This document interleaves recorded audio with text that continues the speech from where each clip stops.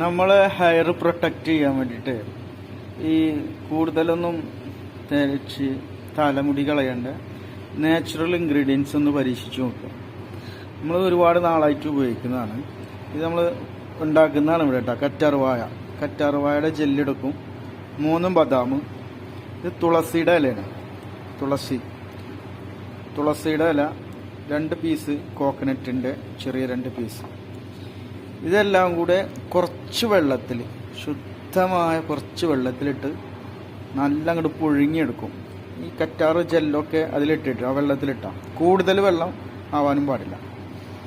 പുഴുങ്ങിയെടുത്തിട്ട് മിക്സിയിലിട്ട് നന്നായിട്ടൊന്ന് അടിച്ച് അത് ഒരു കുപ്പിയിലാക്കി തണുപ്പിക്കാൻ വെക്കും.